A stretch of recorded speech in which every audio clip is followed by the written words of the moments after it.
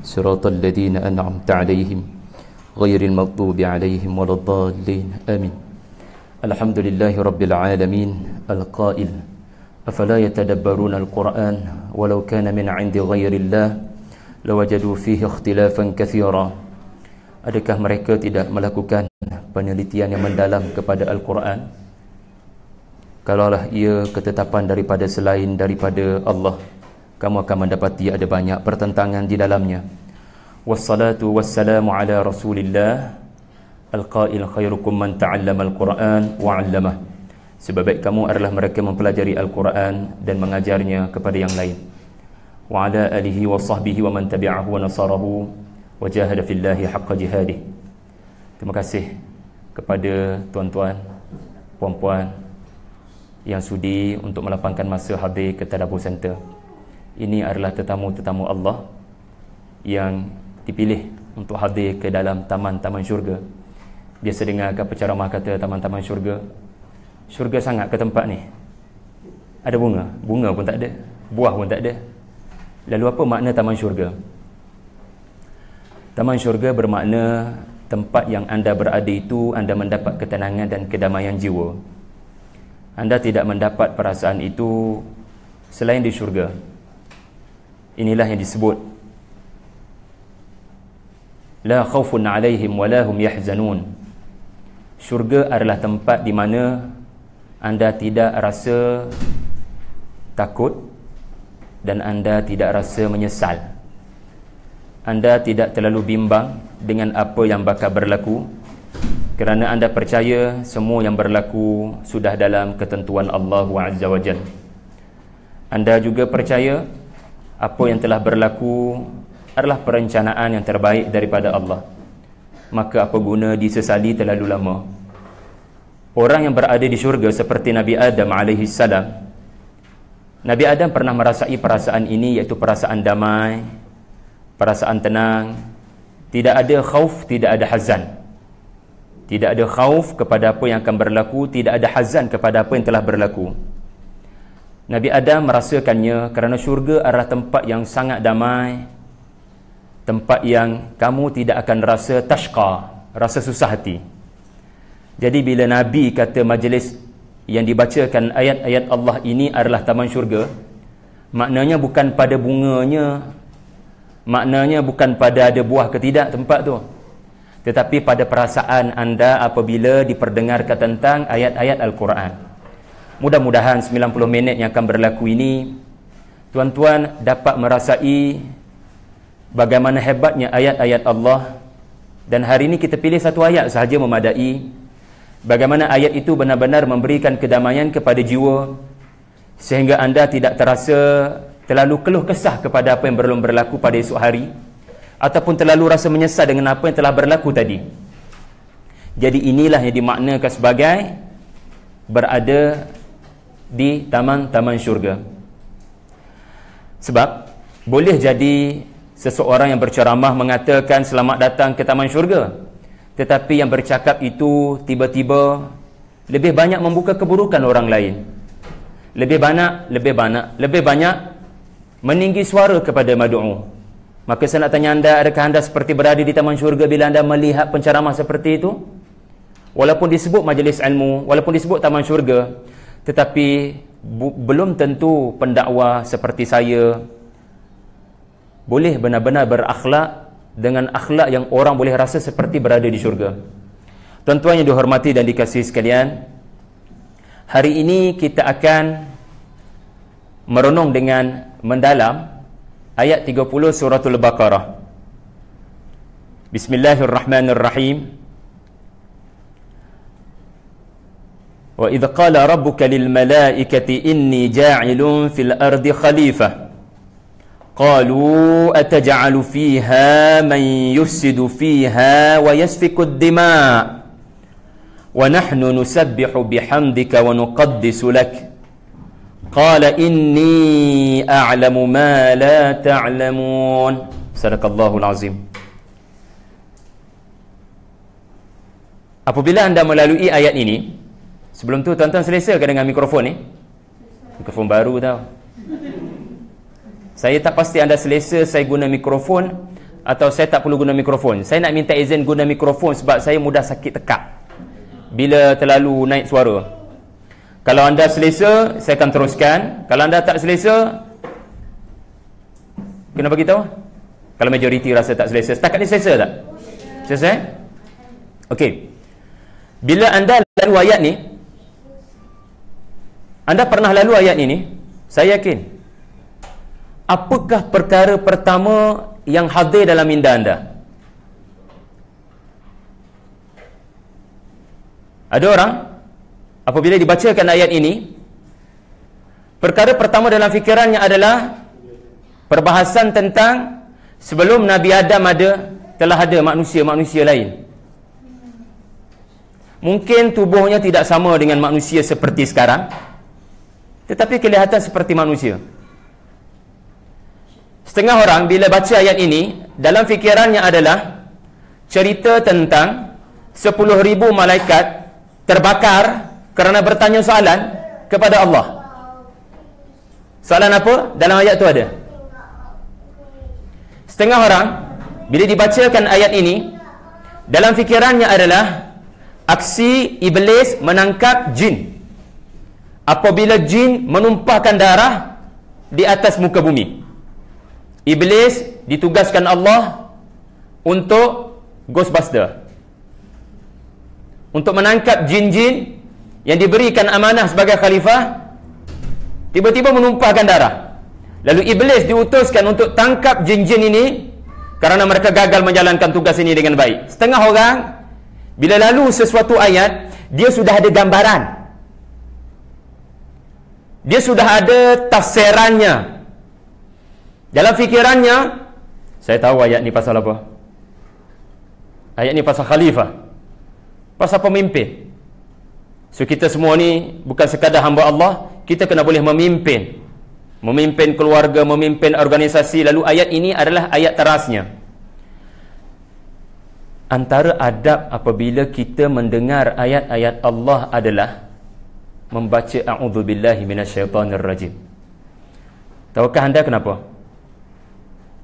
Kerana syaitan akan memberikan ilham kepada kita. Kau sudah tahu tafsiran ayat ini, untuk apa lagi kau belajar tentang ayat ini? Kalau kau sudah tahu tafsirannya, untuk apa lagi duduk di sini? Jadi mental block, iaitulah sudah ada prejudis. Saya tahulah makna ayat ini, mari saya terangkan. Adab dengan ayat Allah. Ya, adab dengan ayat Allah.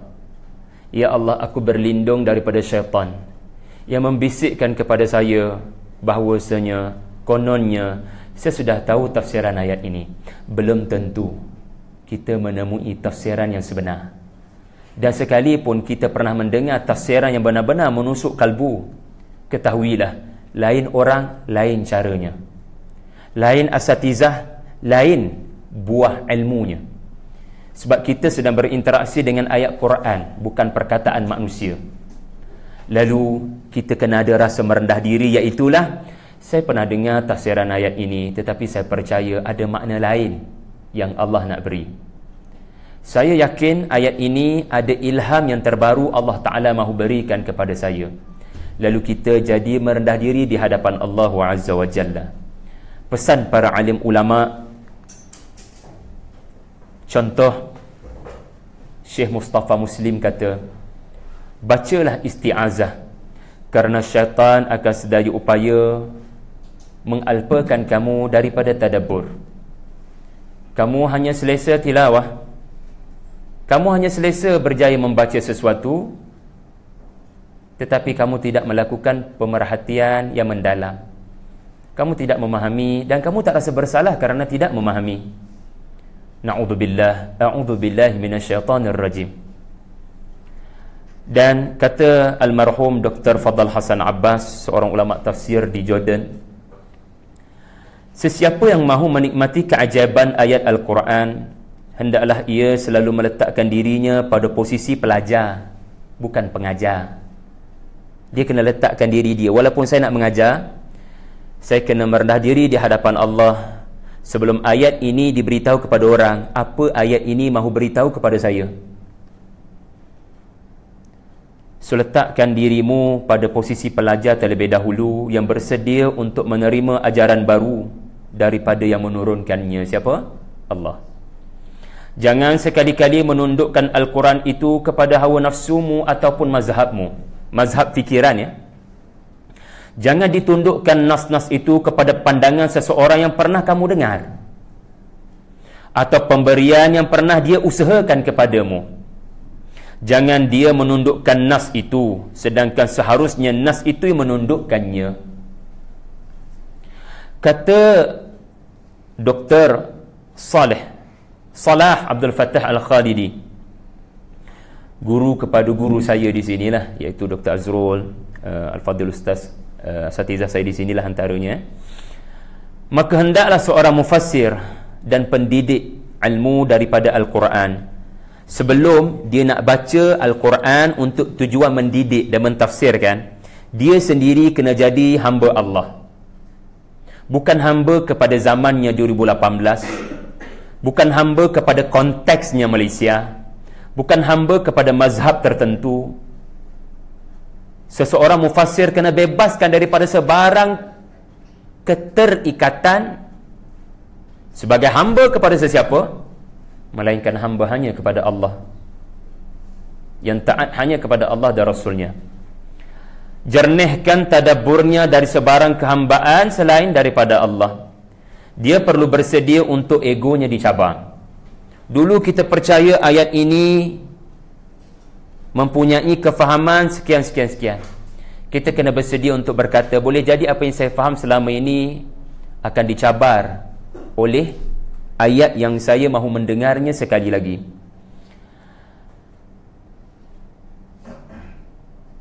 Ini yang disebut oleh Dr. Salah Abdul Fattah Al-Khalidi. Sebab itu tuan-tuan, antara perkara yang menarik kalau anda membaca kitab Al-Qasas Al-Qurani oleh ulama ini, dia tidak terus memulakan tulisannya dengan kisah Nabi Adam. Dia tulis 4 jilid kisah-kisah Al-Quran, iaitu menyentuh kisah-kisah para anbiya daripada Adam sampai Isa alaihi salam. So dia tulis 4 jilid cerita para nabi berdasarkan keterangan daripada Al-Quran dan hadis-hadis yang sahih. Tetapi anda tahu, bab pertama dia bukan Nabi Adam, itu bab kedua. Bab pertama dia adalah kisah Israiliyat, pendirian kepada riwayat-riwayat Israiliyat. Kenapa? Sebab seringkali orang jumpa ayat pasal tadi Nabi Adam jadi khalifah, first yang dia dah ada tafsiran adalah 10,000 malaikat terbakar bila tanya soalan pada Allah, ataj'alu fiha. Itu riwayat Israiliyat. Jadi rupanya riwayat ini mengganggu anda daripada mendapat keterangan yang sebenar daripada ayat ni. Tidak ada langsung daripada ayat ini yang menyokong riwayat tersebut. Jadi kita kena belajar daripada Einstein, kawan saya. The enemy for your knowledge is your experience. Musuh kepada proses pembelajaran kamu adalah pengalaman kamu. Semakin lama kamu belajar, kamu rasa kamu sudah tahu segala-galanya. Lalu na'udzubillah daripada menjadi orang yang tak tahu yang dia tak tahu. Dan semoga Allah golongkan kita daripada orang yang tahu yang kita banyak lagi benda kita tak tahu. Jadi dia menulis pasal pendirian kepada Israiliyat sebab banyak yang mengganggu proses tadabbur, banyak yang mengganggu proses belajar makna yang sebenar yang tidak pernah didengar sebelum ini adalah riwayat-riwayat yang sudah viral, cerita-cerita popular. Seseorang mahu membaca surah Yusuf, biasanya apa riwayat-riwayat yang sudah bersarang dalam fikiran kita kerana mainstream, kerana cerita itu cerita arus perdana. Kadang-kadang seseorang yang mahu membaca surah Yusuf, dalam fikirannya adalah surah ini akan memberitahu cara untuk mendapat jodoh. Jadi duka cita lah kalau sudah ada prejudgment. Sedangkan tidak ada sebarang keterangan pun yang menyokong dakwaan mengatakan surah ini boleh membantu mencari jodoh. Kalau kita berpegang kepada kata-kata Ibnu Mas'ud, kalau tidak salah saya, Ibnu Mas'ud radhiyallahu anhu, saya rasa kita dah cukup tahu kenapa kita baca surah Yusuf. Ibnu Mas'ud berkata, saya rasa saya salah, tapi setakat ni mereka yang menyebut ini adalah generasi para sahabat, anak didik Nabi sallallahu alaihi wasallam. Tak ada seorang sahabat berkata, bacalah surah Yusuf, kamu akan dapat jodoh. Bahkan Ibnu Mas'ud atau sesiapa, saya lupa ya, yang berkata, bacalah olehmu surah Yusuf, kamu akan lapang dadamu daripada keresahan.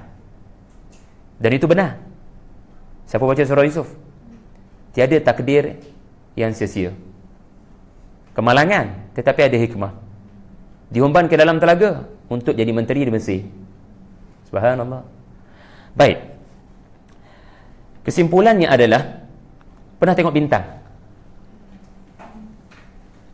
Berapa lama tengok bintang? Setiap malam. Pernah jenguk ke langit? Jujur. Kalau setakat tertengok apa barang, tuan-tuan? Pernah tak anda tengok bintang sampai anda dapat mengenal pasti pergerakan itu tadi dekat sini? Buruj zodiak katakan.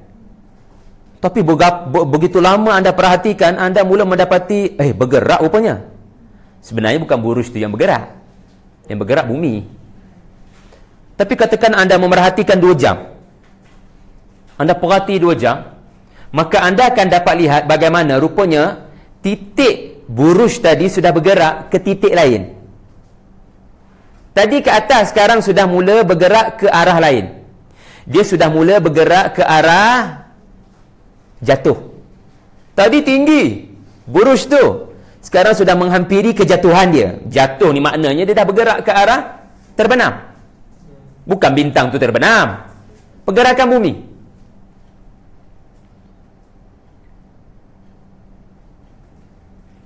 Kenapa Allah suruh kita perhatikan pergerakan bintang sampai ke satu tahap anda boleh nampak berlakunya perubahan titik. Dan kalau anda forward, anda katakan anda rakam bintang di malam hari langit cerah, anda rakam 2 jam tapi anda buat dalam bentuk time lapse. Tahu time lapse? 2 jam dalam masa 2 minit. Anda akan dapat lihat macam mana dia macam jatuh. Zuf. Pernah buat tak? Tak pernah buat pun tak apa. Tapi tuan-tuan biasa tengok National Geography, BBC Earth, dia macam bintang tu jatuh. Tapi sebenarnya bukan bintang tu jatuh, dia terbit lepas tu jatuh. Sama dengan matahari, terbit dan dia jatuh. Sebenarnya hari ini kita boleh katalah sebenarnya sebab kita ada sains. Kita ada Hubble, kita ada teleskop. Bumi yang bergerak sebenarnya. Tapi di zaman 1400 tahun dahulu, orang mana ada Hubble? Orang mana ada teleskop? So mereka melihat langit sebagaimana Al-Quran kata, mawaqi'. Mawaqi'. Mereka lihat bintang, ada terbit, ada tempat terbenam. Tempat naik, tempat jatuh. 2 minit. Sedangkan 2 jam. Katakan. Ini menunjukkan anda kena perhati dengan teliti. Kalau anda tak perhati dengan teliti, anda akan tak nampak pergerakannya itu. Perhati dengan teliti, namanya tadabbur. Thumma rji'il basar karratain. Jangan tengok sekali dua, tengok berkali-kali. Dan anda akan dapati, bila anda renung lama-lama langit ni, anda takkan kata, setakat saya kira ada 10 bintang di malam ni. Cuba duduk 2 jam, bukan 2 minit. Anda akan dapati ada bintang lain baru muncul, cahayanya baru sampai pada anda. Itu dengan mata kasar. Dengan mata kasar, kita tidak berbicara tentang penemuan Hubble. Kita berbicara tentang apa yang mata kasar nampak. Bila perhati lama-lama, sini pula nampak ada bintang muncul. Rupanya bukan 10, 12. Tapi still lebih lama. Anda akan dapati, bukan 12. Bila dikira, makin banyak pula yang muncul. Nah, guna Hubble pula. Kalau anda duduk di bumi, anda mungkin nampak 10. Tapi anda guna Hubble dengan kanta luar biasa. Bukan 20, bukan 10, berjuta. Apa yang saya nak sebutkan, kadang-kadang kalau anda tengok sepintas lalu ayat tu, satu bintang yang anda dapat. Tapi cuba renung lebih lama, Allah akan beri kepada anda cahaya bintang yang kedua. Anda tak pernah sangka, wow, saya tidak pernah sangka rupanya ayat ini ada banyak bintang. Saya sangka satu cahaya, rupanya banyak cahaya. Jadi subhanallah, Allah bersumpah dengan tempat jatuh bintang. Ini menurut tafsir Al-Wasit Syekhul Azhar Tantawi. Walaupun Ibnu Katsir mengatakan tempat turun Quran, tetapi pendapat ulama juga adalah mawaqi'. Idza waqa'atil waqi'ah, surah Al-Waqi'ah, bila kamu lihat jatuhnya sesuatu daripada tempat asal, kiamat dah tu. Waqi'ah. Waqa'ah artinya jatuh. Jadi tidak boleh dinafikan juga Allah bersumpah dengan tempat jatuh bintang. Allah bersumpah Quran bukan datang daripada Muhammad. Dia datang pada aku. Sebagaimana aku buat bintang, kau renung lama, kau dapat cahaya baru. Demikianlah Al-Quran, kau renung lama, kau dapat cahaya baru. Maka jangan sekali-kali berkata, saya dah tahu dah cahaya daripada bintang. Memang satu bintang ni pun dapat daripada ayat ni. No. Boleh jadi anda akan dapat 5 bintang daripada ayat ni. Okey, boleh? Baiklah, sebagaimana saya telah sebutkan di Facebook saya, ada 6 soalan kita akan cuba lihat daripada satu ayat. Ada 6 persoalan akan dijawab daripada satu ayat. Satu ayat sampai sejam, apa cerita Ustaz? Itulah namanya tadabbur. Ya. Okey. Tapi hari ini, malam ni rasanya tak cukup 6, 5 cukup. Saya bimbang tak sempat. Saya cuba letak 9.30 habis, and then tuan-tuan boleh tanya soalan. Tapi kalau memang tak tahan nak tanya soalan, ibarat gunung berapi nak meletup, angkat tangan je. Sebab takut lagi dia meletup. Slow sangat atau memang okey? Saya kau boleh nak cakap slow, tapi yang tu kuat. Sebab dah rasa sakit dah ni. Anda okey? Sebelah sana Puan Syakira boleh dengar-dengar jelas? Saya tak nak berdiri sebab saya dah tua dah. Boleh? Saya duduk okey. Tapi kalau boleh cuba nampak saya. Sebab keberkesanan pembelajaran antaranya adalah nampak cikgu mengajar. Soalan pertama dalam Facebook adalah, Ustaz, cerita Nabi Adam ni ada 7 surah. Lalu kelihatannya setiap kali Allah cerita pasal Nabi Adam, Allah cerita pasal penciptaan. Adam daripada tanah, Adam daripada tanah bercampur dengan air, Adam dijadikan daripada tanah yang terbakar. Macam sama je. Lalu kenapa macam cerita babak penciptaan Adam ini nampak berulang di banyak surah, 7 surah?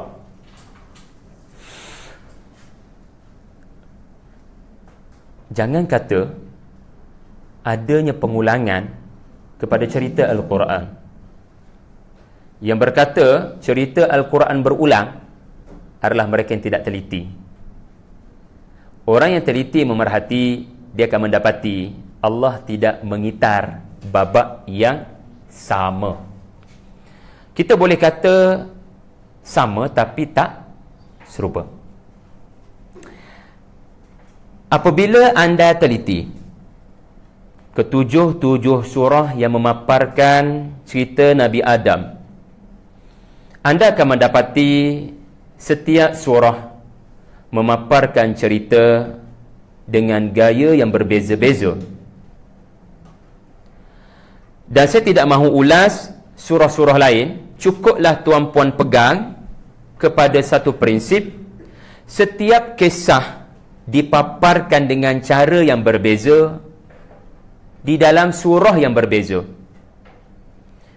Setiap surah ada uniform. Anda sendiri setiap hari tidak memakai uniform yang sama. Setiap surah ada syakhsiah, kata Syed Qutb rahimahullah. Maknanya anda tak boleh kata walaupun surah tu Makkiyah,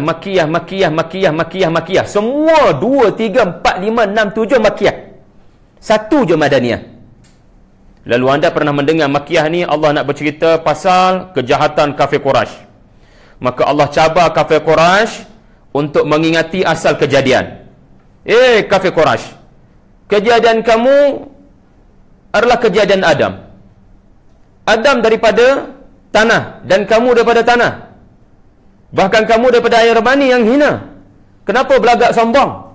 Lalu kadang-kadang kita terfikir cerita Al-A'raf, cerita Al-Hijr, cerita Al-Isra, cerita Al-Kahfi, cerita Taha, cerita Sad pasal penciptaan Adam daripada tanah. Jangan kata begitu, semudah itu. Jadi tuan-tuan, setiap surah memaparkan kisah Nabi Adam dengan skrip yang berbeza. Dan untuk makluman anda, surah Al-Baqarah memaparkan kesemua babak tentang Nabi Adam, sedangkan cerita Nabi Adam dalam surah selain Al-Baqarah hanya petikan daripada babak-babak tertentu sahaja. Dalam perumpamaannya begini, kalau nak tengok filem 2 jam lengkap daripada awal sampai ke akhir, anda kena tengok filem Nabi Adam dalam Al-Baqarah. Kerana ia cerita tentang sebelum Adam diciptakan, semasa Adam diciptakan, selepas Adam ditiupkan roh, selepas Adam melakukan kesilapan, and then Adam diturunkan ke dunia. Sedangkan anda akan mendapati cerita Adam alaihi salam selain daripada Al-Baqarah hanyalah petikan daripada 5 minit filem 2 jam tersebut, 10 minit filem 2 jam tersebut, 15 minit daripada filem 2 jam tersebut. Walillahil mathalil a'la. Sebagai contoh, dalam surah Al-Isra, kita ambil surah Sad. Dalam surah Sad, anda akan mendapati Allah tak cerita pasal ucapan iblis. Allah tak cerita pasal Nabi Adam bertaubat. Sedangkan cerita Nabi Adam bertaubat ada dalam surah Al-Baqarah, ada dalam Rabbana zalamna anfusana wa illam taghfir lana dalam Al-A'raf.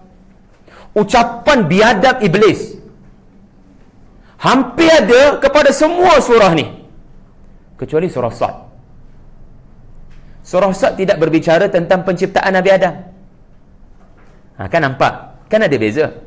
Surah Sad bercerita tentang penduduk langit. Ada kalangan mereka yang tidak bersetuju apabila Allah mahu mentakdirkan makhluk selain mereka sebagai khalifah. Lalu berita tentang tidak setujunya segelintir al-mala'il a'la yang disebut oleh Ibnu Katsir sebagai iblis adalah petanda cerita ini tiada manusia mengetahui kecuali dengan jalan Allah beritahu. Sebab beritahu saya, dialog paling tua dalam Al-Quran, dialog siapa? Anda tahu dalam Quran ada banyak cerita. Cerita paling tua cerita siapa? Dialog makhluk yang dirakamkan, dan usia dialog ini paling lama, cerita paling tua dalam Quran berdasarkan sejarah, cerita ni lah, surah Baqarah ni. Anda pernah dengar cerita Nabi Adam? Anda pernah dengar cerita Nabi Nuh, anda pernah dengar cerita Nabi Hud, anda bahkan akan mendengar cerita Nabi Isa. Itu semua cerita manusia atas bumi. Tetapi dekat atas sana, siapa sejarawan catat? Sejarawan pun belum tercipta, sejarah belum terhasil. Prehistorik dia panggil. Maka Allah rakamkan kepada kita. Lalu surah Sad beritahu, cerita penduduk langit tidak setuju, iaitulah iblis, yang aku sampaikan, sedangkan aku belum ada waktu tu, adalah tanda ini kalam Allah yang tidak pernah mati ketika berlaku sesuatu, maha hidup. Jadi tuan-tuan, suratul Baqarah mempunyai tujuan yang khusus apabila memaparkan kisah Adam alaihi salam. Apakah tujuan cerita Nabi Adam dipaparkan dalam suratul Baqarah, beri perhatian kepada dua perkataan berikut. Anda akan faham bapa Allah bawa cerita Nabi Adam dengan sangat komprehensif. Filem tu 2 jam full version dalam surah Al-Baqarah dan tidak dalam surah yang lain. Perkataan Rabbuk artinya bukan sekadar Tuhanmu, tetapi pemeliharamu wahai Muhammad dengan pemeliharaan yang penuh kasih sayang. Rabb, bila Allah guna Rabb, dia tak sama dengan Allah guna Allah dalam Quran. Bila Allah menggunakan dirinya dengan lafaz Allah, dia adalah bernada mencabar. Kau cari selain daripada aku, maka digunakan lafaz Allahu Jalla wa Azza, lafzul jalalah. Tapi perkataan Rabb, alam tara kaifa fa'ala rabbuk, Allah peliharamu Muhammad ketika surah Al-Fil turun, sebagaimana Allah pelihara Baitullah Al-Haram daripada penceroboh Abraha. Ini menunjukkan suratul Baqarah, keselamatan Nabi terancam. Hanya orang yang terancam keselamatan memerlukan pemeliharaan. Ostia Bangi ada pemelihara ke tidak? Anda tak perasan? Perasankah anda? Kita tak ada sistem keselamatan yang ketat di sini. Pagar memang ada, tetapi belum ada pagar naik turun. Maka dengan mudahnya anda boleh sampai ke Tadabur Center, kerana tidak adanya sistem pemeliharaan yang ketat, yang sempurna. Tetapi saya yakin 2-3 bulan lagi pagar tu akan ada. So tuan-tuan hanya boleh masuk sebelum 12 malam macam Bangi Gateway. Lepas 12 malam, sorry ya, kena sujud sajadah pada Pak Gad dulu, baru dia boleh bagi. Kenapa 2-3 bulan lagi? Sebab rakan-rakan kita baru naik. Jekyll baru naik,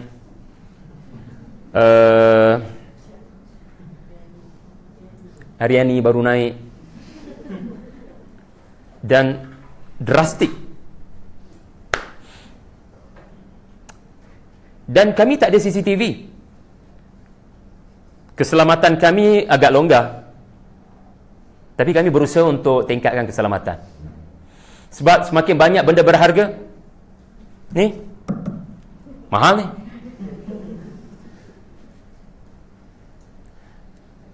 Pemelihara dalam bahasa Arab, antara makna Rabb, Rabbatul Bait, pemelihara rumah tangga, suri rumah.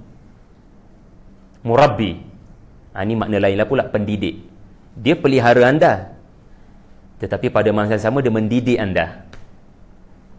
Bukan mudah nak ada majikan yang bukan sekadar memelihara anda kebajikan, tetapi mendidik anda transfer knowledge. Allah memperkenalkan dirinya dalam surah ini Rabbuk. Ini menunjukkan suratul Baqarah dan segala kisah yang ada di dalam surah ini, khususnya kisah yang pertama muncul dalam suratul Baqarah, iaitulah kisah ini untuk memotivasi Rasulullah bahawasanya walaupun Yahudi kafir kepadamu bila kamu sampai ke Yathrib, dan mereka mengatur perencanaan jahat kepadamu, kami, yakni Allah, ada cara untuk memeliharamu. Konspirasi mereka tidak akan mampu memberikan mudarat kepadamu. Kamu mahukan bukti bagaimana kami memelihara hamba kami daripada perencanaan musuh-musuh kami? Lihatlah Adam alaihissalam. Adam alaihissalam adalah bukti bagaimana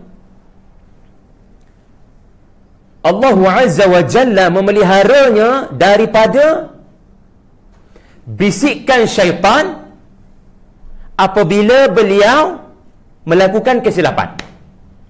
Kerana Kita bila lakukan kesilapan, sangat mudah putus asa daripada rahmat Allah. Allah marah kat aku. Apakan daya? Kehidupan perlu diteruskan. Dan sekarang saya Adam berada di atas dunia. Life must goes on. Tetapi Adam dipelihara Allah daripada bisikan seterusnya syaitan. Di syurga syaitan berjaya dan makan buah ni. Allah larangmu kerana buah ini akan menyebabkan kamu dapat hidup kekal di sini. Sedangkan Allah tidak mahu kau kekal di sini, kan? Why not? Why not? Why not? Bila berkali-kali why not, fa'azallahuma syaitan. Maka Adam makan buah daripada pohon terlarang. Tetapi Adam dipelihara Allah. Bila anda pelihara diri anda daripada syaitan, selebihnya Allah akan pelihara anda. Di mana Adam terus bertaubat pada Allah. Bila pakaiannya mula tanggal, suratul A'raf, Adam dan Hawa terus bergegas ambil daun-daun syurga, tutup tubuh. Matlamat syaitan adalah kedua-duanya melihat aurat. Terdedah. Mereka memilih untuk bergegas, ambil apa yang ada. Kalau daun syurga lah, tutup dengan bergegas. Jangan bertangguh. Tak perlu tunggu Allah suruh. Fitrah kata tak malu. Cepat-cepat tutup, jangan terdedah aurat. Adam terpelihara daripada gangguan syaitan yang seterusnya. Maknanya apa? Kita boleh jadi buat silap, tapi tak semua orang terpelihara daripada putus asa daripada rahmat Allah. Fatalaqa Adam min rabbih kalimat. Maka Adam adalah model dalam surah ini. Model manusia yang bertaubat bila buat silap. Orang yang tidak terpelihara daripada serangan syaitan adalah orang yang berputus asa daripada rahmat Allah. Na'udzubillah. Ya ayyuhalladzina kafaru la ta'tadirul yawm innama tujzaun, kata surah At-Tahrim. Lihat orang-orang kafir, hari ini mereka berputus asa daripada rahmat Allah kerana dahulunya mereka berputus asa daripada rahmat Allah. Apa makna berputus asa daripada rahmat Allah di dunia? Allah tak ampunkan dosa aku, pengangkut teruk sangat. Allah terima ke aku macam ni? Berapa dosa, berapa orang aku bunuh, berapa jenayah aku buat. Kita pendakwah jangan putuskan harapan kepada mad'u daripada bertobat. Siapa melakukannya, dia melakukan sesuatu yang bertentangan dengan sunnah perjuangan para anbiya. Masih ingat surah Nuh 4 kelas? Agenda perjuangan Nabi Nuh, bertaubat pada Allah. Innahu kana ghaffara, innahu kana ghaffara. Allah menerima taubat, Allah menerima taubat. 950 tahun syirik. 950 tahun syirik. Nuh tidak berputus asa memberitahu kaumnya, Allah sayang kamu. Istaghfiru rabbakum. Tuhan sayang kamu. Segunung dosa sekalipun Allah ampunkan dosa kamu. 950 tahun. Da'i mana boleh bersabar? 3 hari pun tak sabar. 950 darab 365. Siapa boleh bersabar? Rasul Nabi Nuh bersabar. Jadi boleh faham Jadi perkataan Rabbak memberikan isyarat bahawasanya Nabi akan bertembung. Bila Nabi sampai ke Yathrib, anda tahu tak surah Baqarah ni surah pertama turun kepada Nabi bila Nabi sampai ke Yathrib. Surah pertama turun kepada Rasulullah sallallahu alaihi wasallam bila Nabi berada di Madinah adalah surah Al-Baqarah. Maka bila Nabi sampai, Nabi terkejut. Orang yang sepatutnya mendukung perjuangan Nabi, falamma ja'ahum ma 'arafu bih, falamma ja'ahum ma 'arafu kafaru bih. Apabila datang Muhammad yang Taurat sebut terang-terang akan datang Rasul terakhir, mereka kenal Muhammad lebih daripada anak mereka sendiri, kafaru bih. Nabi terkejut dengan respon mereka. Mereka tidak beriman kepada Rasulullah, sedangkan terang-terang dalam Taurat. Kita bukan bercakap tentang terang-terang dalam Quran. Terang-terang dalam kitab mereka adanya Muhammad. Tetapi mereka sangka daripada Bani Israel, tiba-tiba daripada Bani Ismail. Lalu kafaru bih. Dan mereka merencana kejahatan kepada Rasulullah. So Nabi akan bertembung dengan Yahudi, Ahlul Kitab. Mereka musuh sampai hari kiamat. Iaitulah Yahudi, kata Syekh Salah, bukan semua Yahudi. Karena Ortodoks bersama dengan kita membantah agenda Zionis, kan? Sabu Samahah, mufti wilayah kita pun berdialog dengan mereka, kan? Sebab kita kena pandai berkawan. Tetapi yang disebut oleh Syekh Salah adalah al-Yahud al-Muhtal. Yahudi ada perangai iblis. Bukan semua Yahudi, kalau kita nak lebih jaga bahasa akademiknya begitu. Sebab Yahudi hari ini ada banyak-banyak mazhab ortodoks tidak bersetuju dengan Zionis, kan? Semua sedia maklumlah, kan? Jadi apabila perkataan memelihara maknanya seseorang akan dipelihara kerana adanya musuh. Anda perhatikan penghujung cerita Adam ni, kan, qul nahbitu ba'dukum li ba'din adu. So bila anda ada musuh, anda memerlukan Pak Gad.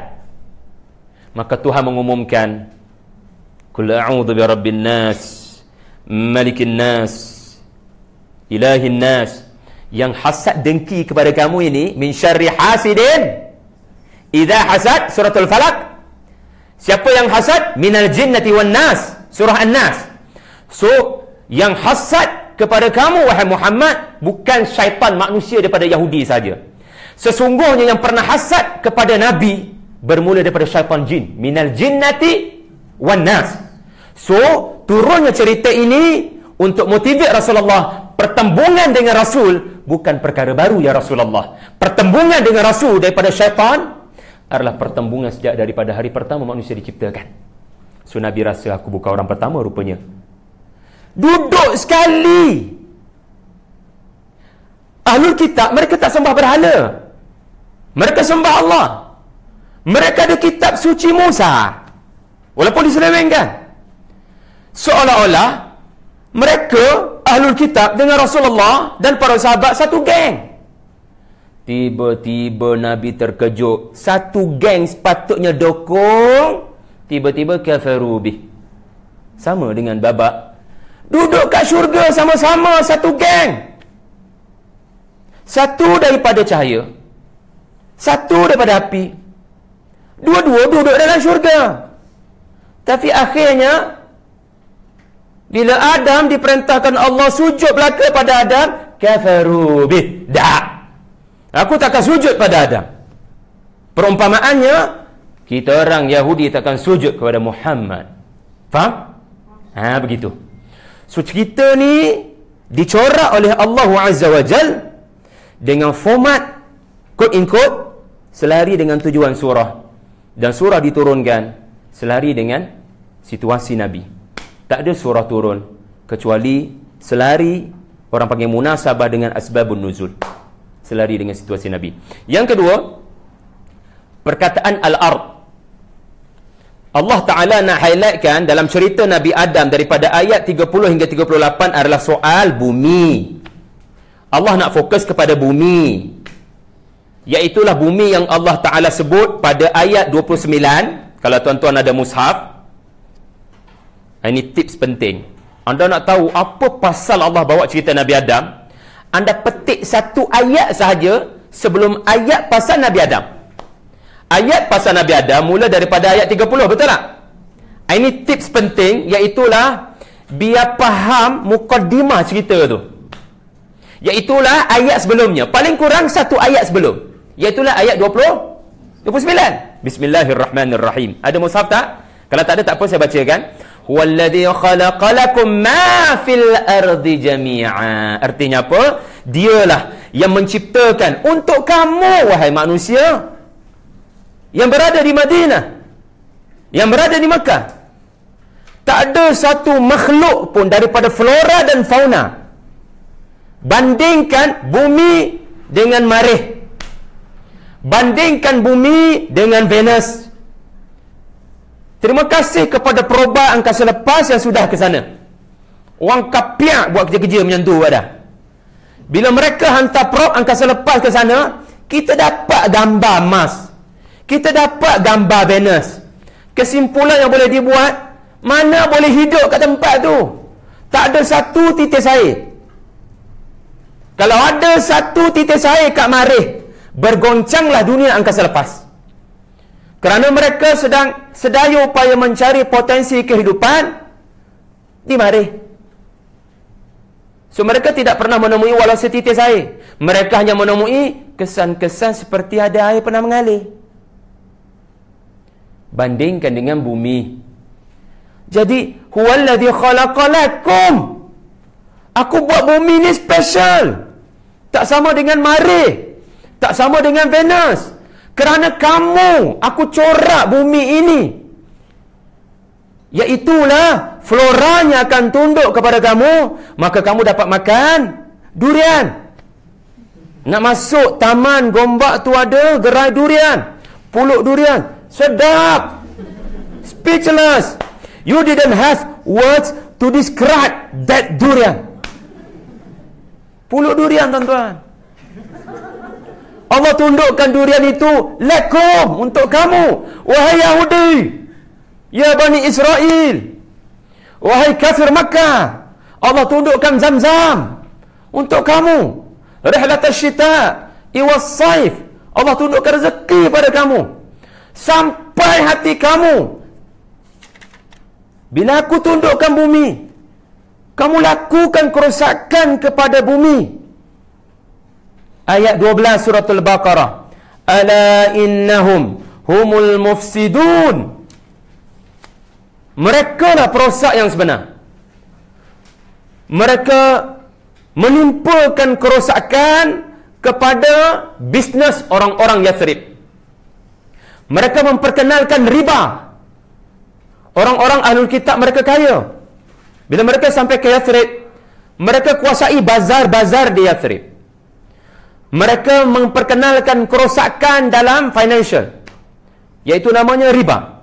Mereka melakukan kerosakan, banyak kerosakan. La tufsidunna fil ardi marratain wa la ta'lunna 'uluwan kabira. Mereka melakukan kerosakan dahsyat. Dan bukan sekadar kerosakan yang mereka lakukan ke atas bumi. Kerosakan yang paling besar adalah kerosakan pada Taurat. Kerosakan pada Taurat. Lalu tuan-tuan, nampak tak? Bila Allah cerita pasal bumi ni, aku tundukkan pada kamu sampai hati kamu rosakkan bumi ni. Maka cerita Nabi Adam pun muncul nak bagi tahu.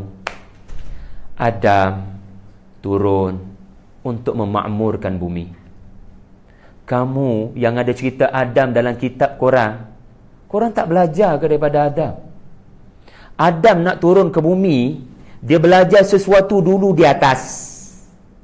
Bumi takkan makmur kalau kau tidak setia kepada wahyu Allah. Akal manusia terbatas. Negara-negara Eropah boleh kata dalam perundangan perlembagaan mereka, ini adalah kebaikan, ini adalah keburukan. 10 tahun lagi reverse balik.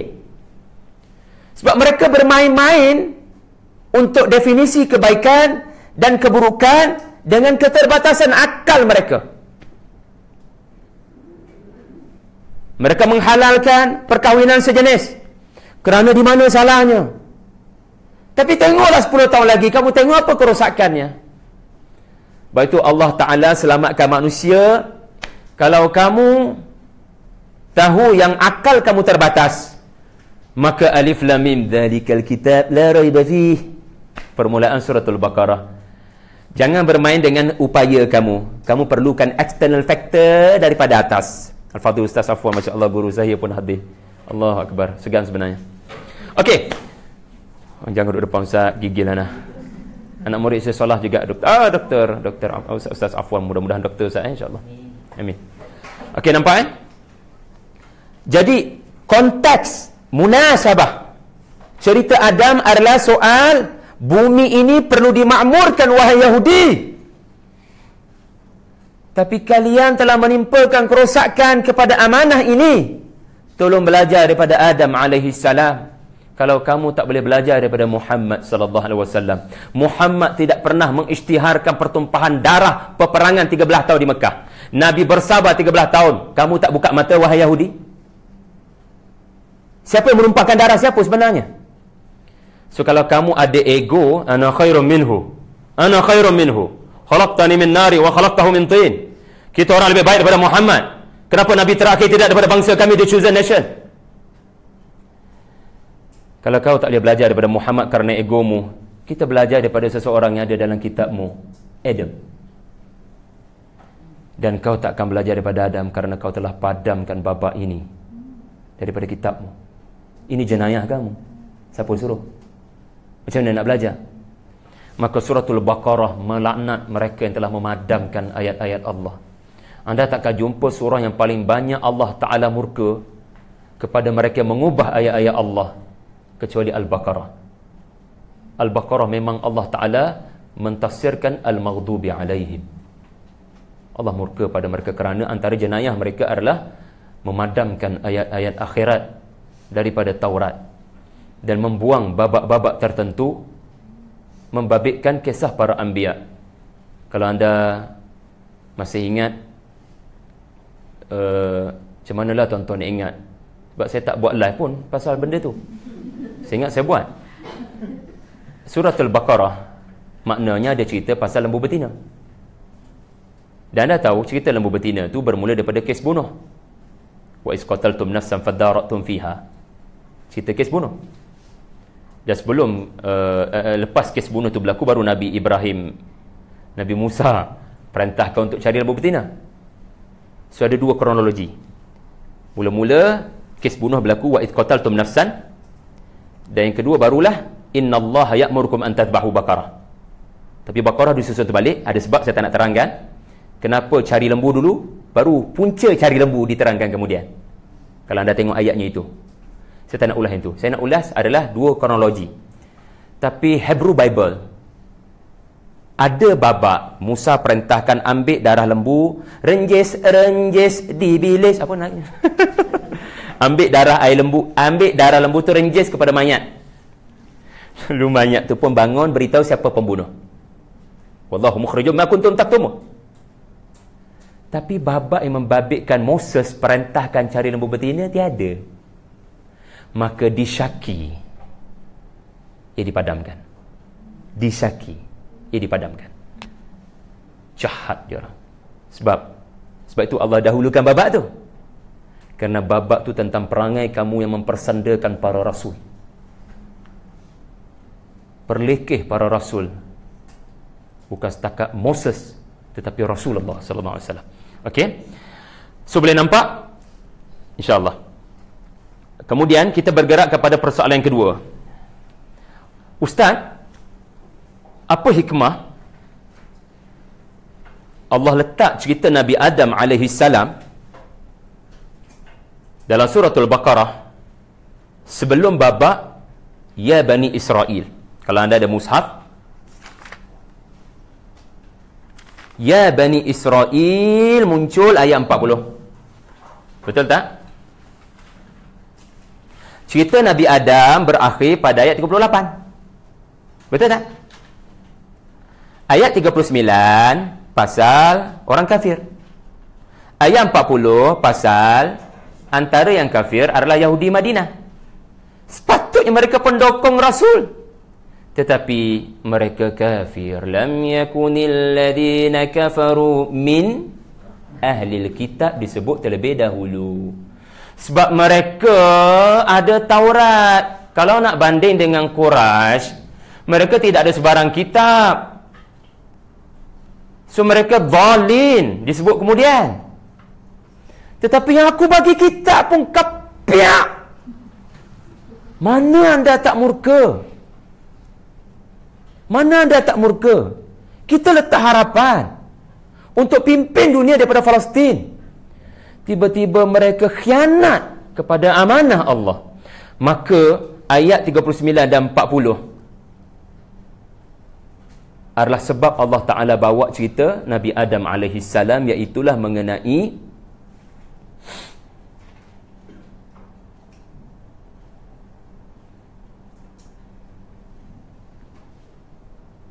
manusia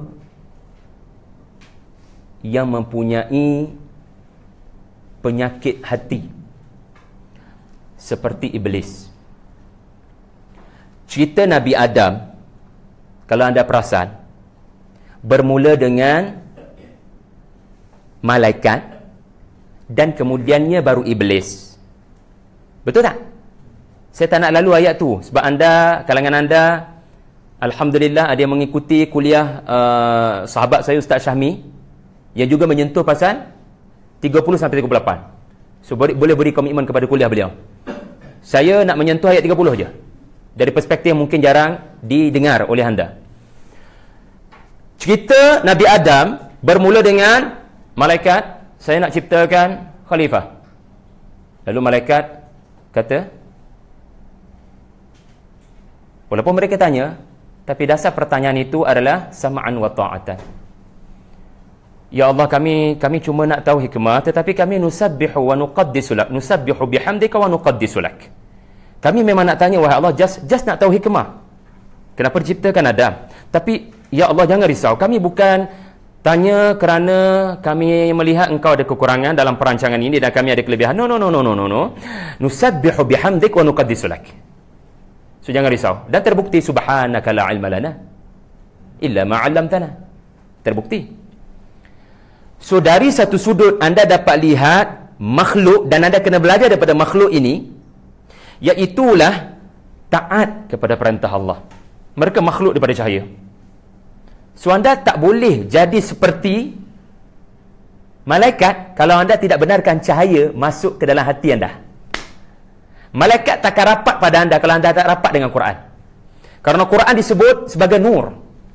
Wa nuril ladzi unzil. Fa aminu billah. Tolonglah beriman kepada Allah dan cahaya yang diturunkan. Dan malaikat daripada cahaya. So anda tak boleh ada akhlak malaikat sam'an wa ta'atan, sami'na wa ata'na, kalau anda tidak benarkan cahaya masuk ke dalam hati anda. Kemudian Allah bawa cerita pasal makhluk yang tidak taat. Tadi malaikat, mereka tetap taat pada Allah walaupun mereka merasakan perlu penjelasan kepada hikmah penciptaan Adam. Tetapi kalau Allah tak perjelaskan sekalipun, terbukti mereka kata subhanaka la ilma lana. Dan perhatikan ayat itu, subhanaka la ilma lana adalah ucapan malaikat sebelum Adam membentangkan nama-nama.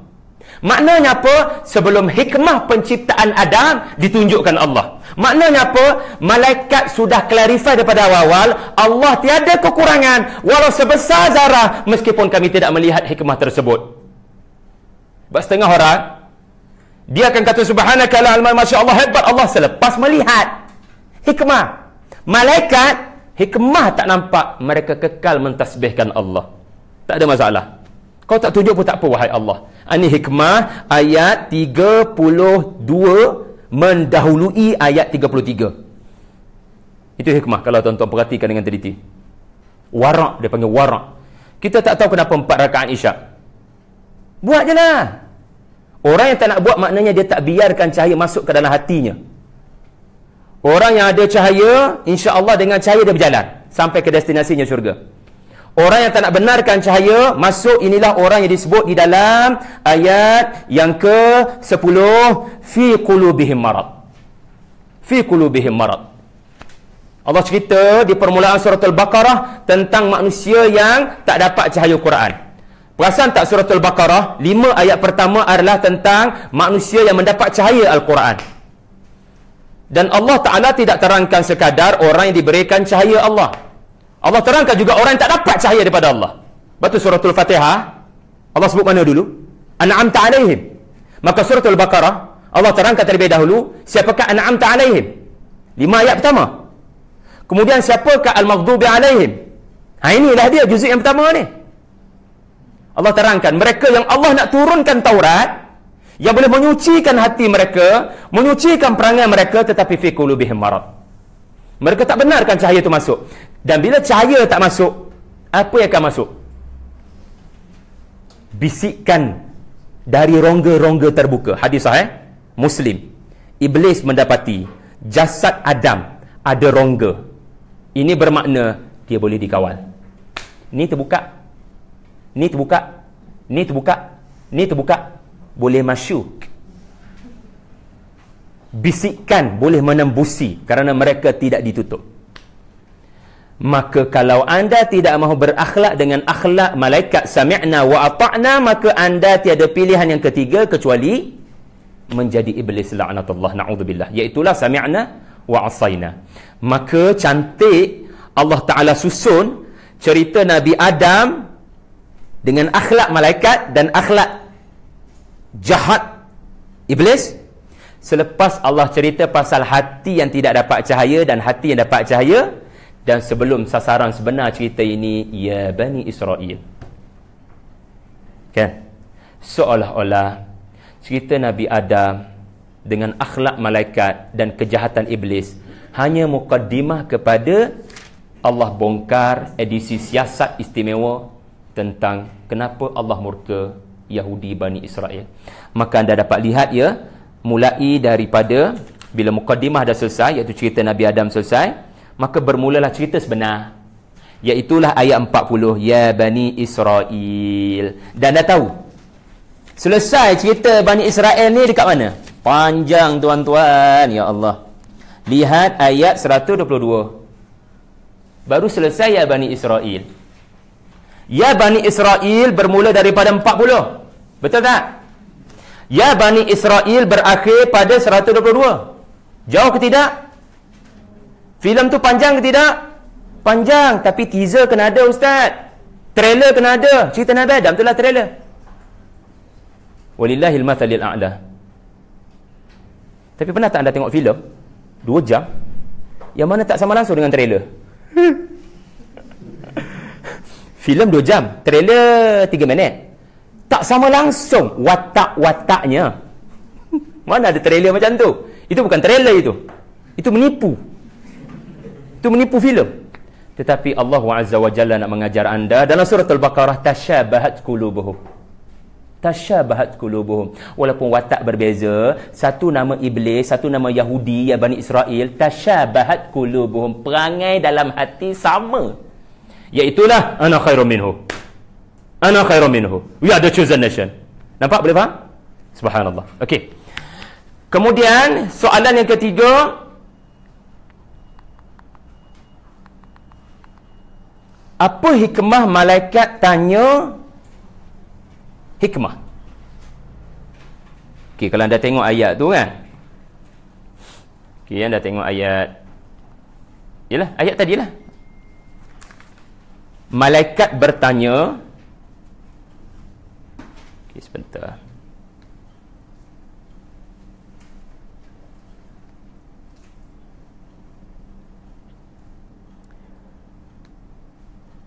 Okey. Malaikat bertanya. Tetapi malaikat bukan setakat bertanya, tuan-tuan. Kalau setakat bertanya, dia akan jadi macam ni. Ataj'alu fiha,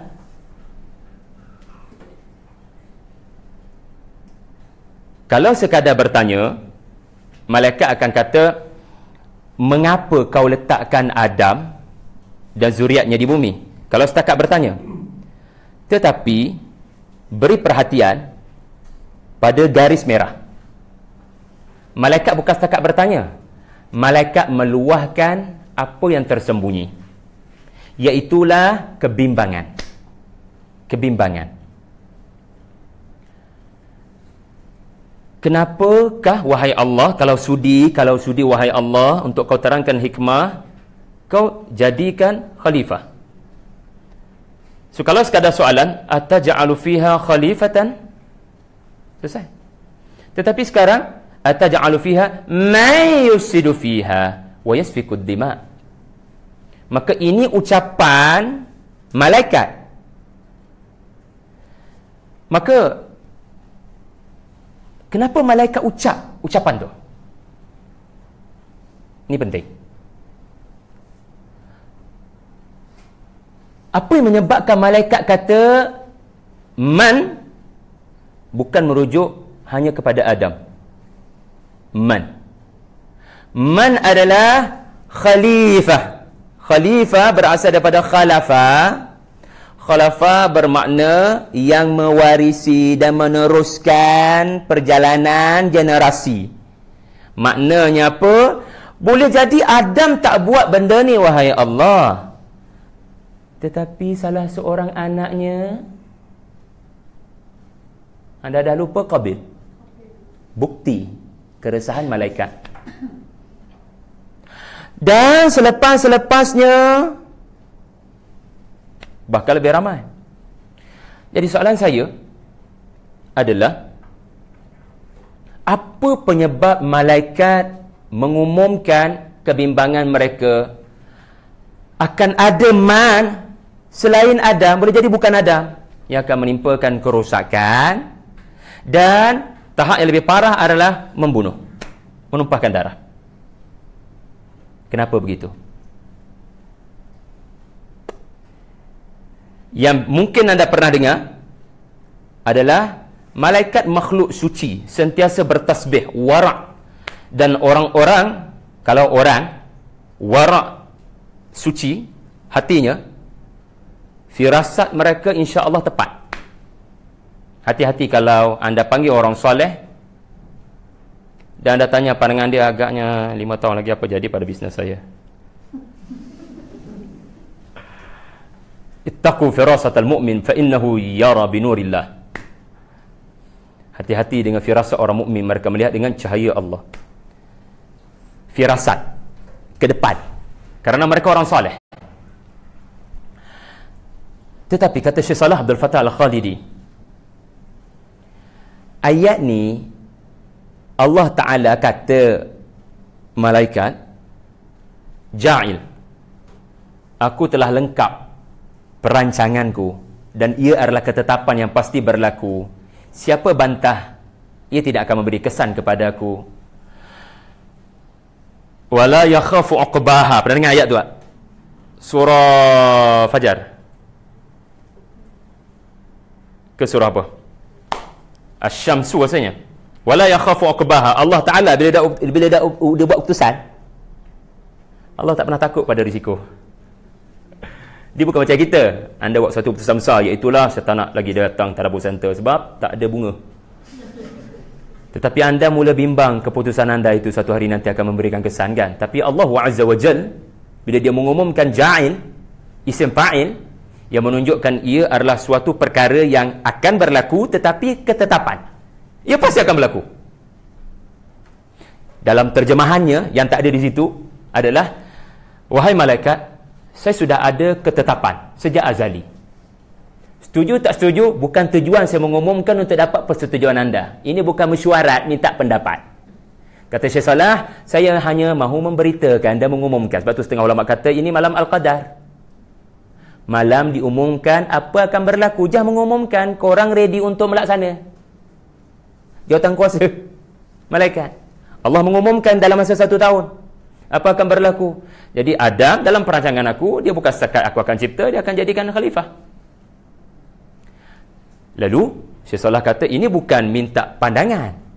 Walaupun Al-Imam Ar-Razi mengatakan antara ibrah ayat ini adalah adab bila kita nakkan pendapat yang betul adalah mesyuarat. It's okay, no problem, itu ibrah, tak kisahlah.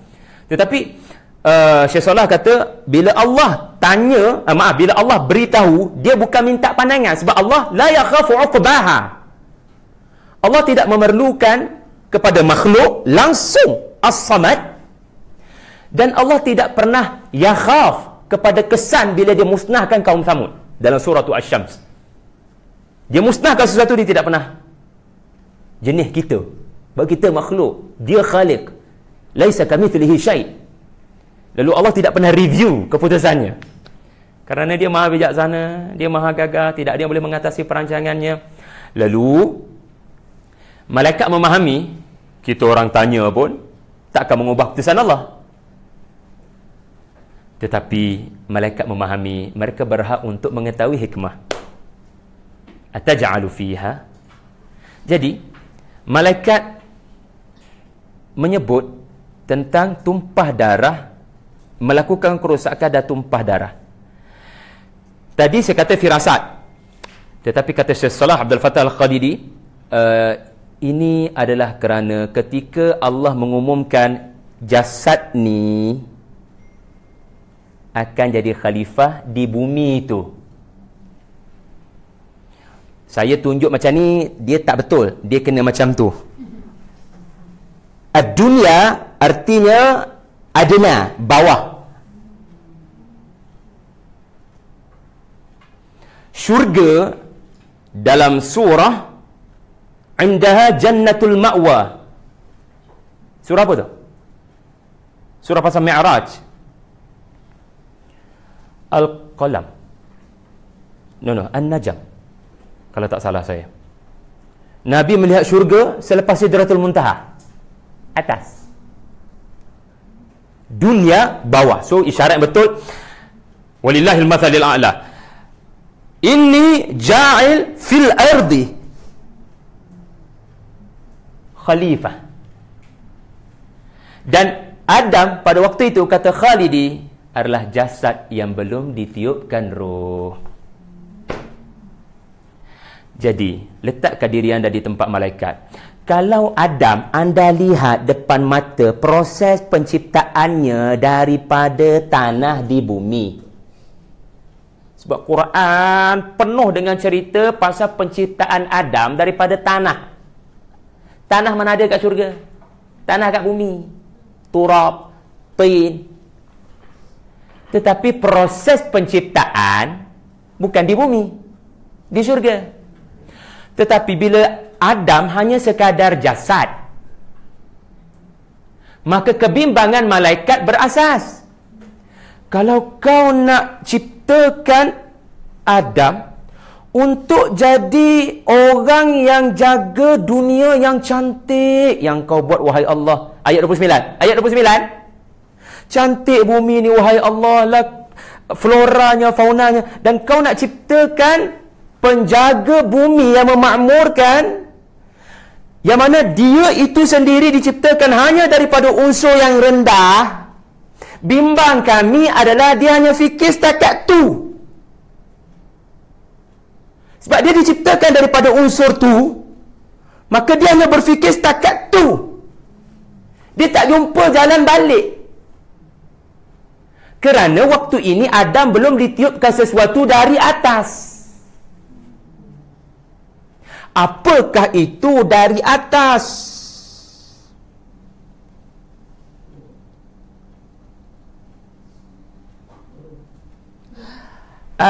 Surah Al-Hijr ayat 29. Ruh wa yas'alunaka 'anir ruh qulir ruh min amri rabbi.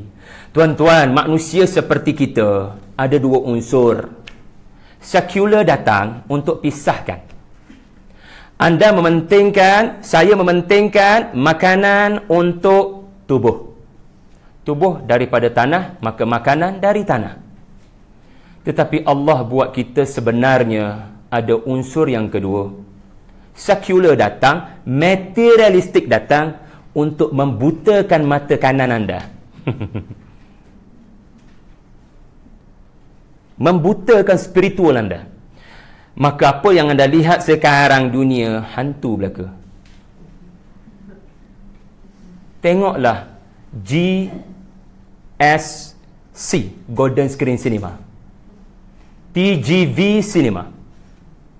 Cuba cari pawagam yang tak ada cerita hantu. Setiap hari kalau anda buka, ustaz ni kuat juga buka, anda akan dapati wajib ada cerita hantu setiap hari. Hantu ni jasad tak ada roh. Itu namanya hantu. Tuan-tuan pernah jumpa tak? Kenapa filem-filem begitu yang diangkat? Maka kita kena ingat, Allah buat kita ni bukan untuk jadi hantu. Allah buat kita untuk jadi manusia. Maka bila Allah Ta'ala umumkan, Allah memang menguji malaikat. Iaitulah, memang Adam ketika aku beritahu nak jadikan khalifah, aku belum tiupkan sesuatu tentang, aku belum meniupkan kepadanya mirruhi. Min di sini bukan min litab'id, ma'adallah, sebagaimana kefahaman Nasara. Mereka mengatakan Jesus adalah Ruhul Qudus, sebahagian daripada Allah. Ma'adallah, subhanah. Min di sini lil bayan. Lil bayan, iaitulah roh datang daripada unsur yang tinggi. dan penciptaan Adam datang pada tempat yang tinggi, maka aku pilih dia sebagai khalifah supaya kalian tidak beranggap dia hanya akan sekadar berfikir setakat dunia lalu tiada beza dengan binatang.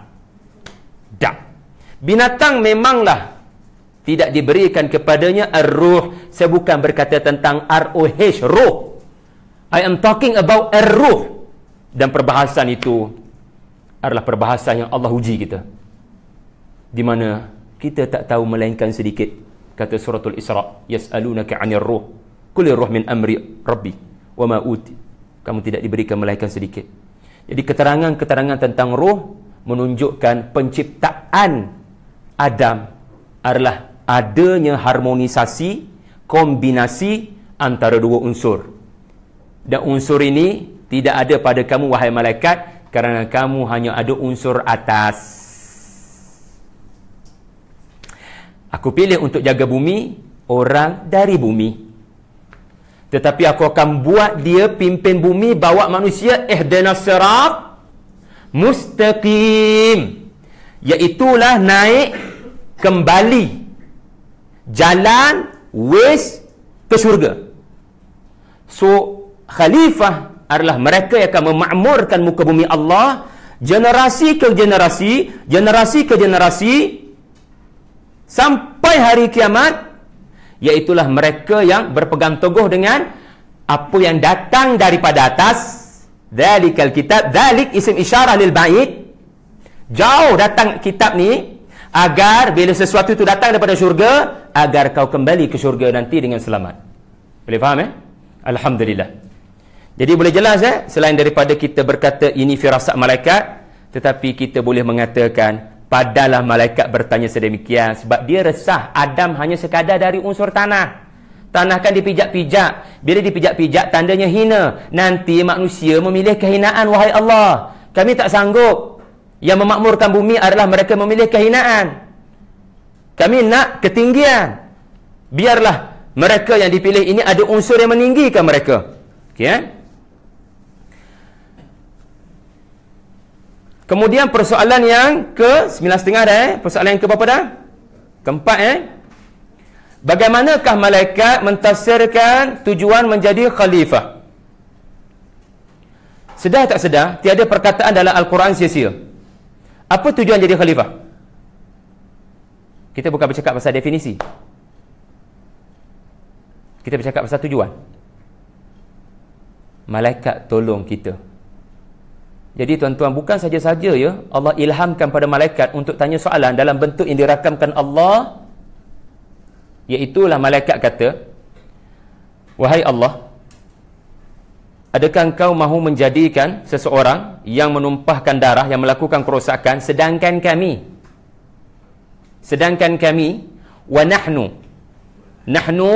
nusabbihu, bila nusabbihu didahului oleh nahnu mubtada', ini namanya jumlah ismiyah. Wa jumlatun ismiyatun tadullu ala thabat wad dawam. Maknanya apa? Ya Allah, kau nak ciptakan seseorang yang risau kami bila mereka tak ada unsur atas, mereka akan memilih kehinaan, sedangkan kami kekal. Ini tak ada dalam terjemahan. Wa nahnu, kalau orang ego, ana khairun minhu. Tapi orang merendah diri, wa nahnu. Orang sombong, saya. Orang merendah diri, kami. So bila jadi jumlah ismiyah, maknanya kami kekal wahai Allah. La ya'sunallaha ma amarahum wa yaf'aluna ma yu'marun, kata surah At-Tahrim. Kami tidak pernah ada track record walau sesaat mengabaikan tugas khalifah. Jadi malaikat sedang mendefinisikan tujuan menjadi khalifah. Sesiapa yang menjadi khalifah, matlamat yang tertinggi adalah tasbih, takdis. Lalu Adam alaihi salam dan anda, saya, Bani Adam, apa jua kita buat di dunia ini, hujungnya adalah subhanallah. Nusabbihu bihamdika wa nuqaddisu lak. Maknanya apa? Tugas khalifah adalah memastikan seluruh manusia tasbih. Tak kata Allah ada anak. Do something. So berat tak tugas ni? Maka Allah beri pada manusia, Allah tak beri pada malaikat. Khalifah artinya tugas anda memastikan khalifah. Fa khalafa min ba'dihim, kata Quran. Ayat tafsir dengan ayat. Fa khalafa min ba'dihim, maka diwariskan kepada generasi terkemudian. Sepatutnya Adam mewariskan kepada anak-anak Adam tauhid, tetapi anak-anak Adam yang terkemudian mula mewariskan syirik. Maka orang-orang seperti ini anda kena jadi khalifah. Artinya apa? Lakukan sesuatu, namanya dakwah, untuk supaya dia kembali mentauhidkan Allah. So jangan pandang nusabbihu bihamdika wa nuqaddisu lak hanya anda. Di sini ada kami. Baik itu ihdina ke ihdini as-sirat al-mustaqim. Ihdina kan maknanya saya tak boleh pentingkan diri sendiri. Hari ini saya faham ayat 30. Bagaimana saya kena bantu orang lain tak mampu hadir untuk faham ayat 30. Sebab bila mereka tak faham ayat 30, mereka mengambil manusia sebagai Tuhan. Saya kena selamatkan seramai mungkin Muslim dan non-Muslim. So anda punya tanggungjawab sebagai khalifah. Malaikat ajar anda, iaitulah pastikan seluruh pengganti-pengganti manusia, anak-anak yang lahir adalah mereka yang tidak syirik kepada Allah. Das khalifah. Dan kita dah habis dah ni. Apa beza tasbih dengan takdis? Perasan tak? Dalam kuliah saya ada pendekatan namanya tematik. Tematik ni maknanya kita tengok ayat ni dari satu perspektif. Contohnya perspektif sombong lawan merendah diri. Itu tadi saya telah terangkan kan. Tetapi saya suka kuliah saya ini juga tuan-tuan didekatkan dengan perspektif linguistik. Dan linguistik saya sudah terangkan serba sedikit tadi, iaitulah kenapa nahnu nusabbihu. Boleh sahaja dalam bahasa Arab, ataj'alu fiha man yufsidu fiha wa yasfiku dima' wa nusabbihu. Kenapa nahnu? So something lost in translation, saya bantu. Ja'il tak sama dengan sa'aj'al. Sa'aj'al, saya akan menurunkan manusia di dunia, tapi ia adalah sesuatu yang saya bercadang. Sa'aj'al. Terjemahan kata apa? Terjemahan ni bagus. Ini terjemahan almarhum Abdullah Basmih. Meninggal dunia kalau tak silap saya 1996. Terjemahan beliau telah diangkat sebagai tafsir ataupun terjemahan Jakim. Websitenya adalah legacyquran.com. Iaitulah yang tu. Dia tak tulis, alhamdulillah. Terjemahan yang bagus ni tuan-tuan kena biasakan diri. Jangan ambil terjemahan yang tidak diiktiraf. Okey? Setengah terjemahan, sesungguhnya aku akan. Yang kata akan Ustaz Afwan kan, maknanya dia tak faham isim fa'il. Sebab kalau akan, sa'aj'al. Tapi isim fa'il yadullu ala sabat wa dawam. Ia akan berlaku di masa depan, tapi tawaqqa'. Allah Ta'ala nak kata, pengetahuan aku, tengok ayat terakhir, inni a'lamu ma la ta'lamu. Pengetahuan aku tiada batasan. Ilmu aku tidak ada tiada masa bersembunyi daripadaku. Tiada masa bersembunyi daripadaku. Maksudnya, masa depan pun aku tahu. Masa depan pun aku tahu. Maka sebab itulah Allah Azza wa Jalla menyebut perkataan jang. Ini linguistik dipanggil. Tetapi ada satu lagi perspektif. Yang ini memang tuan-tuan akan rasa susah, tetapi sebenarnya menarik. Dipanggil perspektif munasabah. Munasabah boleh berlaku, contoh antara surah. Kenapa lepas surah Baqarah kena Ali Imran? Kenapa lepas Ali Imran kena An-Nisa? Kenapa An-Nisa kena muncul Al-Ma'idah lepas tu? Dan kenapa 5 surah panjang ni mentafsirkan Al-Fatihah? Baqarah, Ali Imran, An-Nisa, Al-Ma'idah. 4 lah. Kelima, 4. Kenapa? Munasabah dalam bahasa Inggeris coherence. Kenapa surah boleh berlaku? Ayat. Tadi saya telah tunjukkan ayat. Iaitulah kenapa ayat mengenai Adam diberikan ilmu, tapi malaikat tak nampak.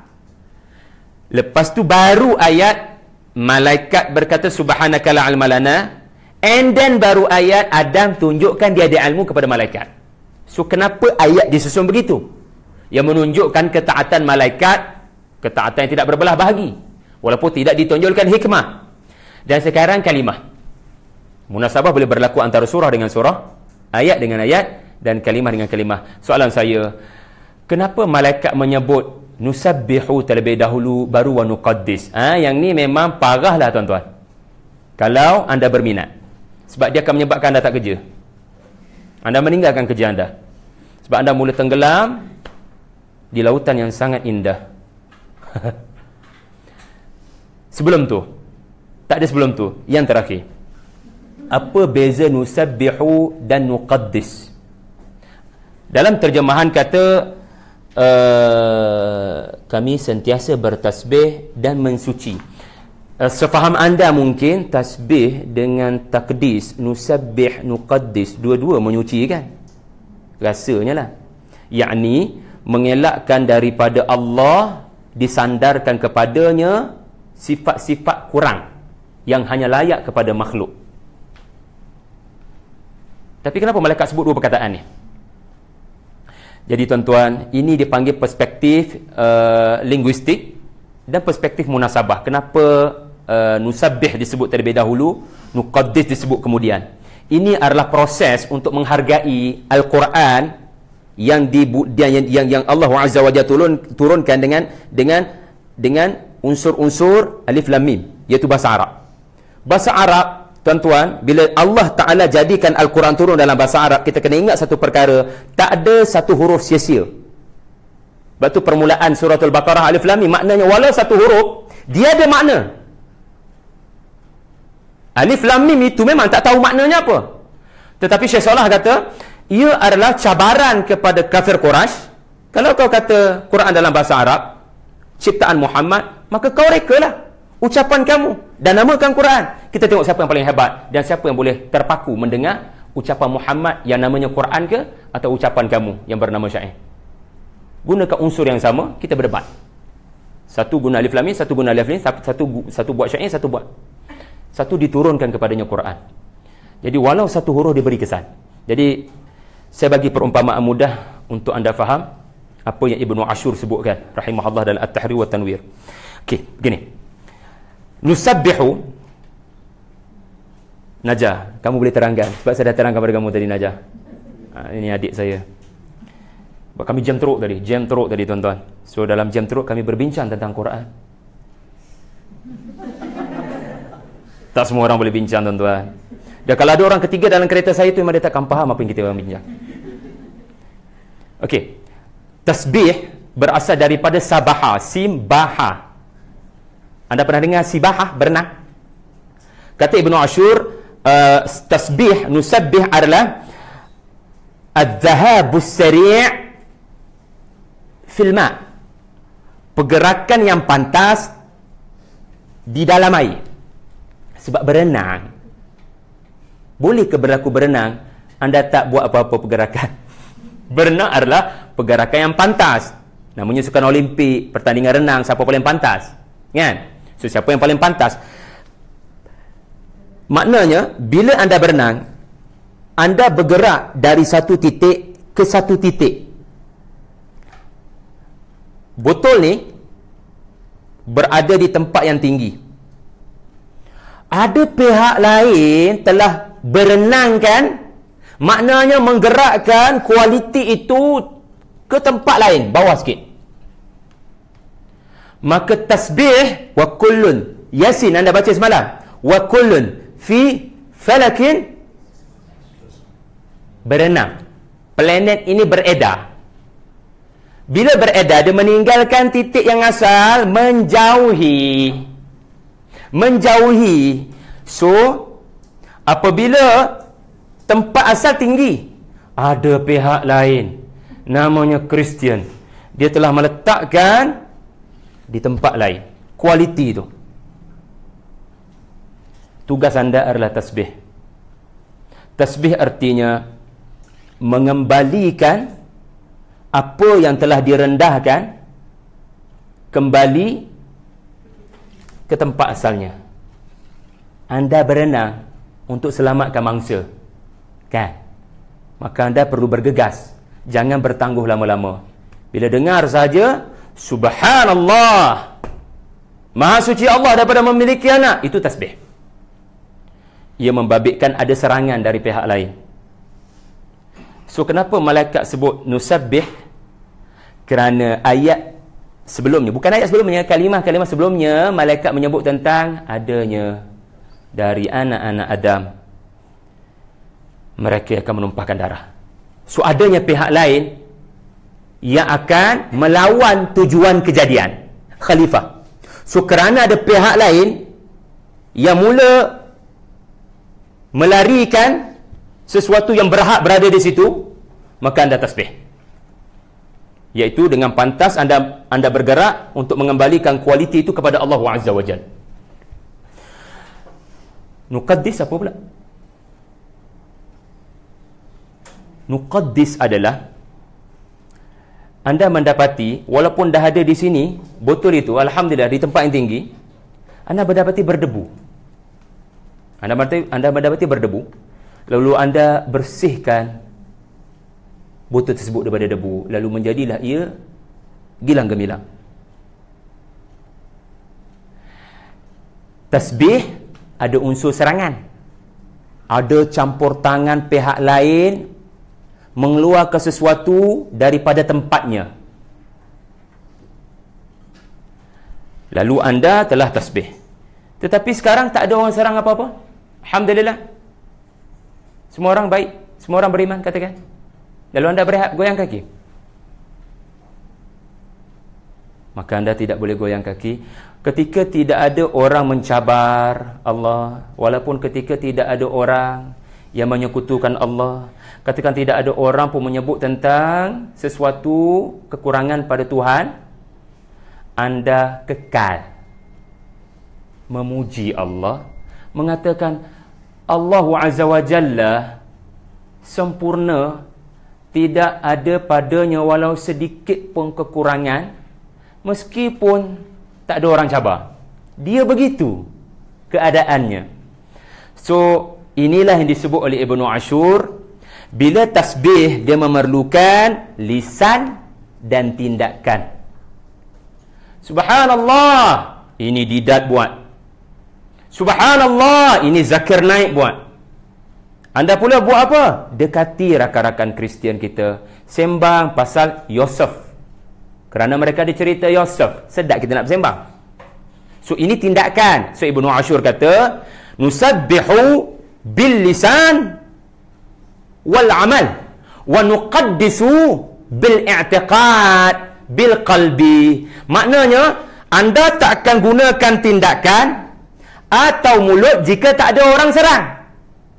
Anda akan guna tangan dan mulut bila ada orang serang. Dan sekarang tak ada orang serang, takkan anda goyang kaki. Hati anda kekal mengatakan Allah kekal terpuji, tiada kekurangan makhluk kepadanya. Jadi tuan-tuan, saya menyerah diri kepada Allah. Sama ada tuan-tuan faham ke tidak, wallahu a'lam. Ada soalan tak? Sebenarnya saya ada 56 slide dan saya hanya lalu 15. Saya memang yakin boleh selesai, tapi ini masalah bila banyak sangat baca. Sampai satu tahap kita tak tahu nak terangkan macam mana, kita tak tahu nak mula macam mana, kita tak tahu nak berhenti kat mana. Jadi itu dilema saya lah. Dengan doa tuan-tuan lah, Allah permudahkan lisan ni nak berkata-kata. Okey, orang tanya ayah kita, ayah macam mana pengalaman pergi haji, best tak? Ayah mana boleh terangkan dengan perkataan, tidak lebih daripada 300 patah. Saya pergi Sepanyol 2 minggu, termasuk Maghribi. Lalu orang tanya, macam mana Spain? Anda nak cakap macam mana? 2 minggu, dalam masa 20 saat dia nak tanya tu. You didn't have word to describe. This is kalam Allah. Ia terlalu indah. Anda tak ada perkataan nak cakap. Lalu anda kata, kau pergi haji sendirilah, kau tahu macam mana. kau baca sendirilah, baru kau tahu macam mana perasaan tu. Jadi ini dilema saya, tetapi dengan berkat Allah Azza wa Jalla dan doa tuan-tuan, Allah permudahkan. Rabbi syrah li sadri wa yassir li amri. Aqulu qouli hadza wa astaghfirullah li wa lakum. Yang ada soalan boleh stay, yang tak ada soalan kita tangguhkan terlebih dahulu. Wabillahi taufiq wal hidayah. Assalamualaikum warahmatullahi wabarakatuh. Subhanakallah bihamdik wa asyhadu an la ilaha illa anta wa astaghfiruka wa atubu ilaik. Subhanakallah bihamdik wa asyhadu an la ilaha illa anta wa astaghfiruka wa atubu ilaik. Bismillahirrahmanirrahim. Wal 'asri innal insana lafi khusrin illa alladziina aamanu wa 'amilus shalihat wa tawassaw bil haqq wa tawassaw bis sabri walhamdulillahirabbil alamin. Ramai datang malam ni, masya-Allah ya. Mujulah tak lebih. Siapa yang belum isi borang ni, isikan borang ya, untuk kami berikan maklumat terkini tentang program-program mendatang. Ya, insya-Allah. Edarkan borang siapa yang belum.